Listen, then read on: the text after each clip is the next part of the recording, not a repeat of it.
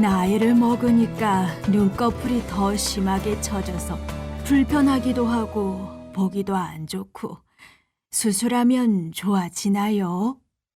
네, 수술로 많이 개선될 수 있으니 너무 걱정 마세요.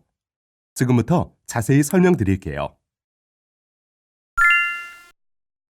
위 눈꺼풀에는 눈꺼풀을 위로 올려 눈을 뜨게 하는 근육이 있는데 이 근육의 힘이 약하거나 부착이 떨어져 위 눈꺼풀이 아래로 처지고 눈꺼풀 틈새가 작아진 상태를 눈꺼풀 처짐이라고 합니다. 눈꺼풀 처짐은 위 눈꺼풀 올림근의 발육 이상으로 태어날 때부터 가지고 있는 선천성과 나이가 들면서 혹은 외상에 의해 발생하는 후천성으로 구분합니다. 선천 눈꺼풀 처짐이 있는 영유아의 경우 정면의 물체를 보기 위해 이마와 턱을 위로 들어올리는 특징적인 자세를 취합니다. 또한 눈꺼풀 처짐이 심한 아이의 경우에는 눈을 사용하지 않아 약시가 동반되기도 합니다.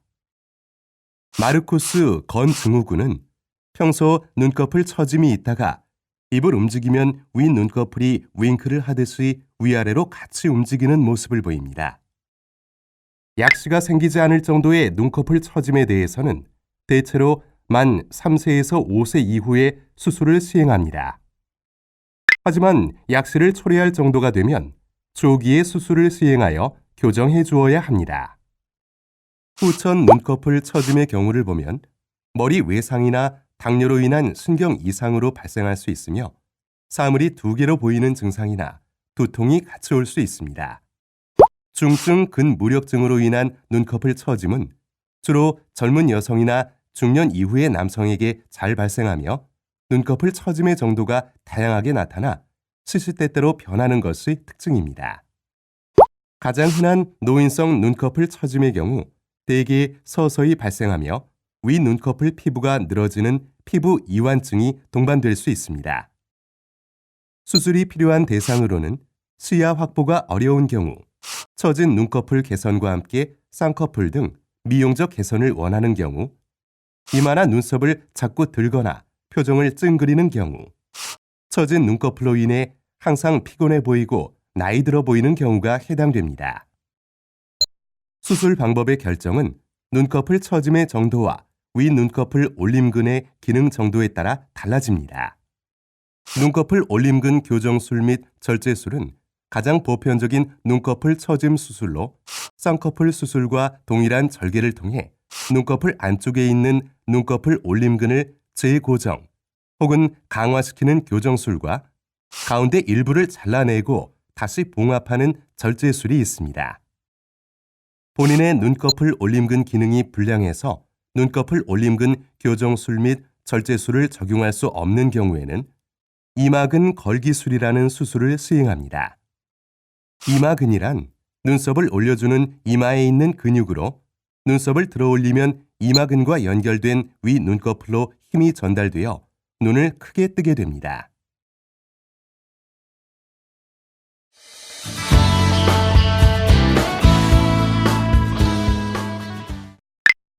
눈꺼풀 수술이 결정되면 안과 정밀 검사와 내과적 검사가 함께 시행됩니다.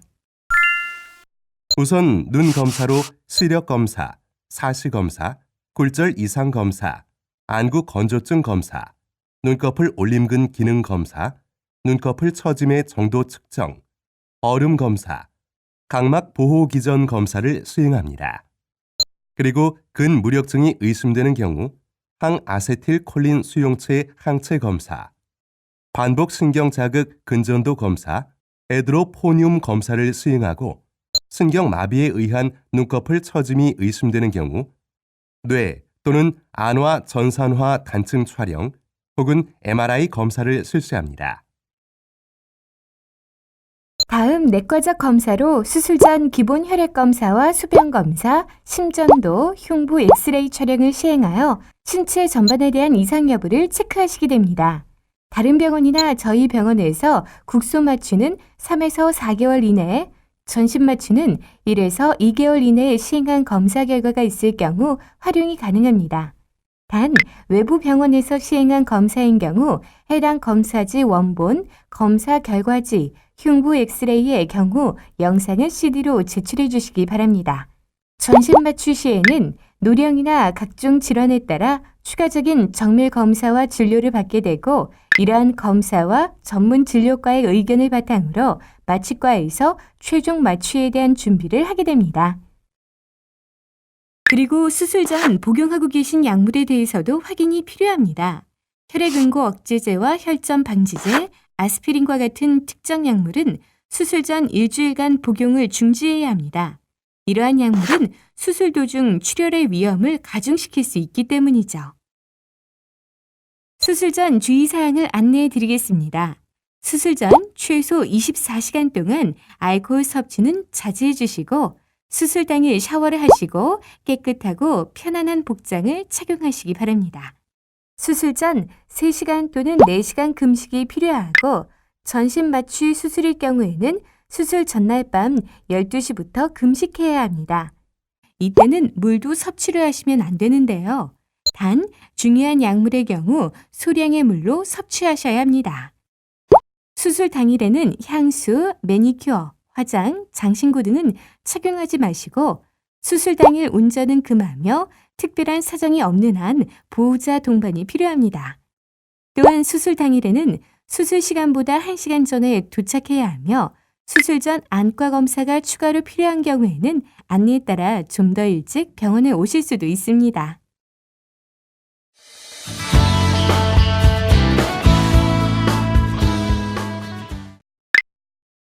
이제 눈꺼풀 수술의 과정과 방법에 대해 알아보겠습니다.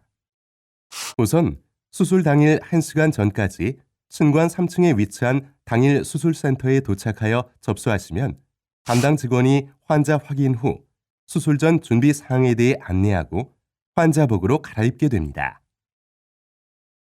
수술은 대부분 눈꺼풀에 대한 국소 마취하에 수행되지만 전신 마취가 요구되는 경우도 있으며 전신 마취 시 수술 전에 필요한 검사나 진료가 추가될 수 있습니다.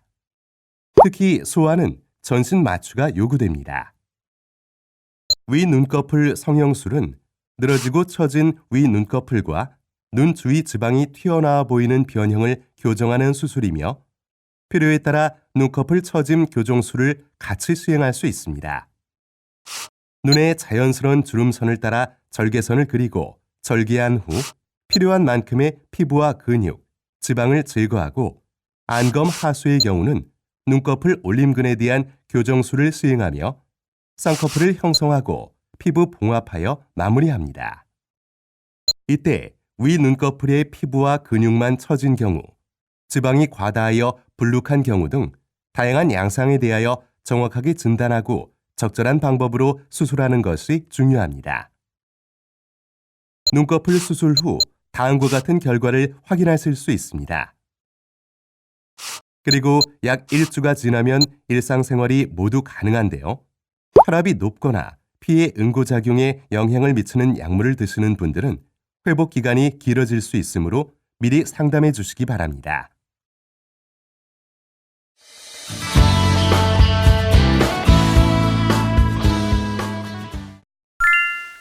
수술 후 주의사항에 대해 안내해 드리겠습니다. 눈 관리에 대해 설명하면 수술 후 부종과 멍이 발생할 수 있는데요. 처음 3, 4일간은 냉찜질을 하고 또 온찜질로 바꾸어 2, 3일을 시행해 주시면 좋습니다.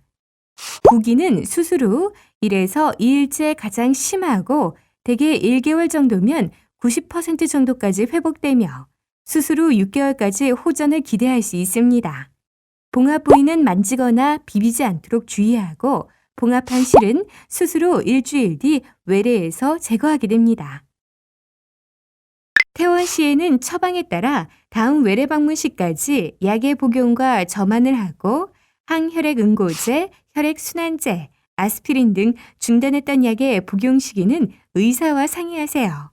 또한 타과에서 처방된 약은 계속 복용하시고 타과에서 처방한 안약도 계속 사용하세요.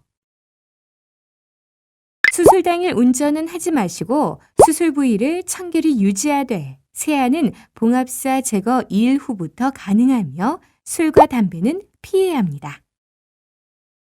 그리고 수술 후 1주, 3에서 4주, 3에서 4개월, 6개월, 1년 등으로 정기적인 안과 검사와 통원 진료가 필요합니다. 혹시 수술 후 갑작스럽게 멍이 심하게 들면서 출혈과 안구 통증이 있는 경우 빨리 외래 또는 응급실로 내원하시기 바랍니다. 눈꺼풀 처짐 수술 후 합병증이 발생할 수도 있는데요. 눈 감을 때 눈이 완전히 감기지 않을 수 있으며 잘 때도 눈을 뜨고 잘 수 있습니다. 눈꺼풀 수술 후 대부분의 환자에게 발생하며 인공 눈물이나 연고를 자주 점안하고 일정 기간이 지나면 좋아집니다. 또한 아래를 볼 때 눈높이 차이가 있을 수도 있죠.